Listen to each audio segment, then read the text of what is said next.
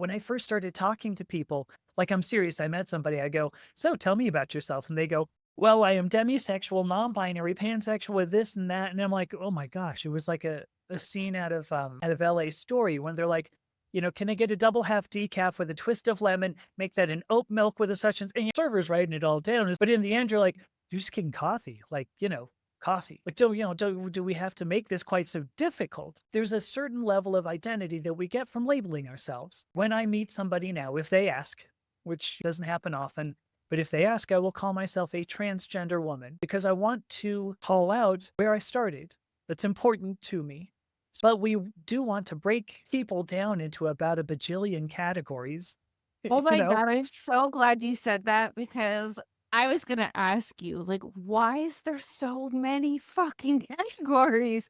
Like the LBGQ, and then you got the plus, now there's like a fucking square or something, and maybe there's a triangle added, and you got like a peace It might sign be. thrown in there. I don't know, but just who do you love? So it's a good question. Well, so it's more than sexuality though, because there's gender in there now too.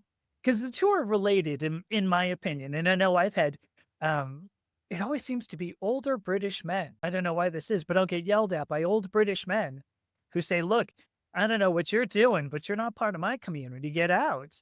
And I'm like, "What?" Because gender and sexuality, I believe, are related. And we don't have to talk about that. But there are that many categories, because yeah, you could go pretty nuts. I mean, there's the 2S LGBTQIA plus that I can think of is the full acronym. So that's two spirits, lesbian, gay, bisexual, transgender, queer, intersex, or interested, depending upon how you're putting that, which Q sort of subsumes. Then you've got the asexual as well, or ally, depending upon who you are.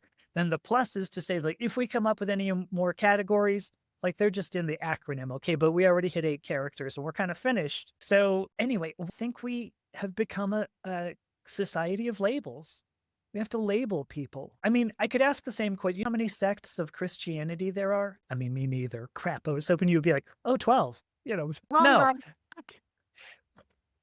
But I mean, so you've got Catholicism and Protestantism, right? In Catholicism, there are various ways of expressing worship. One of them used to be actually feminine based, but all those people have been excommunicated. I think it was the end of the 1990s that the last feminine, like Mary worship sect was excommunicated. I guess thanks, Pope, whoever it was. But then in Protestantism, you've got the Episcopalian, you've got the Quakers, the Shakers, the candlestick makers, whoever else is in there, because people need to be in categories. We love to label ourselves, it seems. I don't know if it does us much good.